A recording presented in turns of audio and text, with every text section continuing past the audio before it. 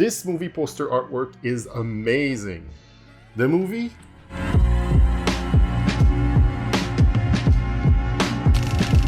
Hey, what's up everyone? Paul from Grindhouse Funhouse, and today I'll be talking about 1974 Savage Sisters, an Eddie Romaro woman in prison movie starring Gloria, Hendry, Cheri, Caffaro, Rosanna, Ortiz, and Haig.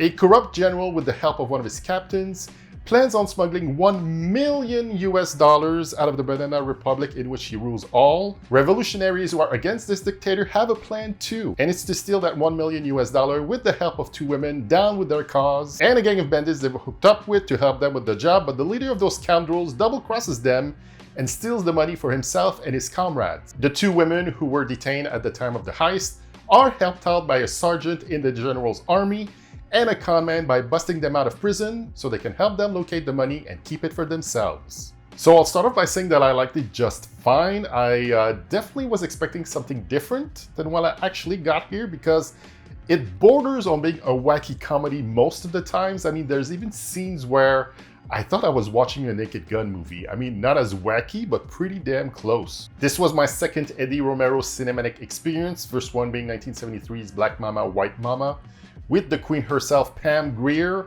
I feel like if Pam had stuck around one more year in the Philippines, that would have been her starring in this. But we got Coffee instead, which thank God for that.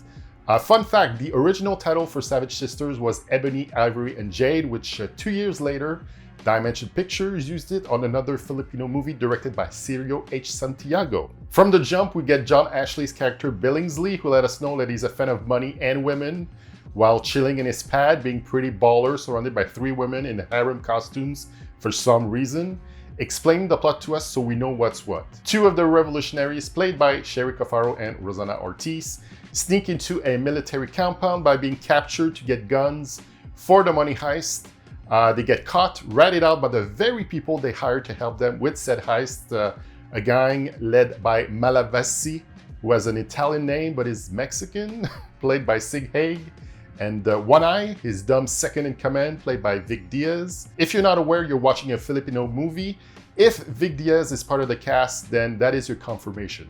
Malavasi and One Eye go through with the ambush, steals the money, kill all the government officials and the revolutionaries, all within the first 15 minutes of the movie. Meanwhile, Billingsley, the con man who's in it for himself, tries to help Malavasi to get off the island with the cash for a fee, but fails to do so, but somehow stays alive, and from then on tries to figure out how to get the money and enlist Lynn Jackson, played by Gloria Hendry, who's a sergeant and master interrogator, proven by this crude yet effective way of interrogating a suspected rapist, is in the general's army somehow. At first, she was brought in to interrogate the woman to extract the location of those revolutionaries, but ends up helping them escape from prison and with their help locate the money. So the remaining 70 minutes is chasing after Malavasi for the money, and on top of that, getting sweet revenge for killing everybody off. The tone of it was all over the place. We get scenes of execution by firing squad mixed with torture scenes with ropes and dildos,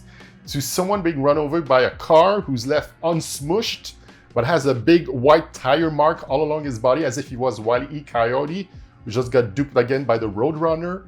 But I went with it. It's sold as a woman in prison movie, but it's a very small part of it to get the plot going.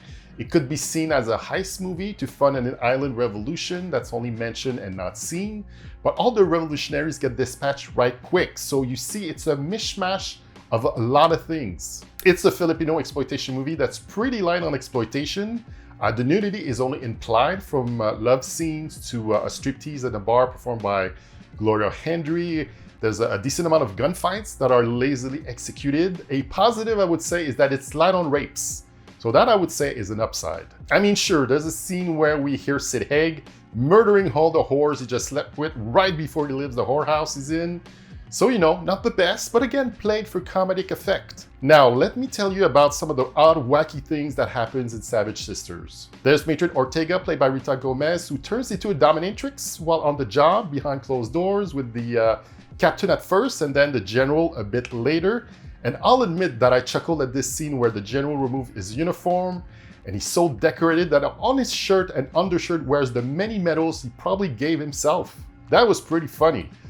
We see a dead body in a trash can with its legs sticking out, and some lady just dumps her trash in there as if it's just commonplace. Or when we get the wacky sitcom plot of all three ladies sleeping with Billingsley, one after the other, just to prove how much of a scoundrel he is and how he'll betray them. I mean, that wasn't really necessary. I guess it's just to get the sex quotient up, but yeah.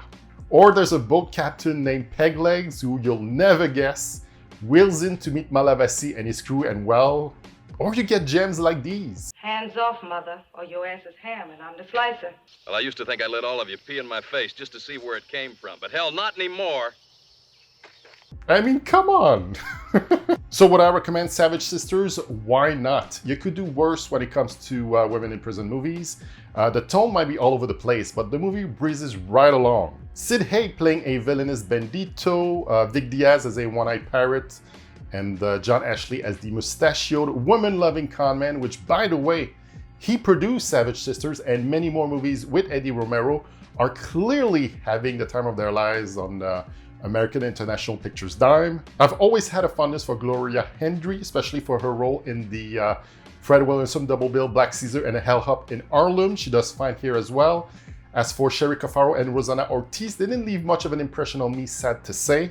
As a Filipino exploitation / machete-mated movie goes, I'd say it ranks right in the middle. As for the Blu-ray release from Kino Lorber, it's a good transfer, not much in the way of special features. You get an audio commentary from some horror podcasters and the trailer, and that is it. And as for me, well, it's nice now that I've seen it after staring at this beautiful poster on my wall for all these years. Closure is important, people. So that was my review for Savage Sisters. Go visit all my socials at Grindhouse Funhouse. More exploitation / women in prison movie reviews in the pipeline. In fact, The Big Birdcage, starring Miss Pam Grier and Sid Haig, is coming up soon, so stay tuned. Thanks for watching, and I'll say to you, ciao bye for now. A whipped dog.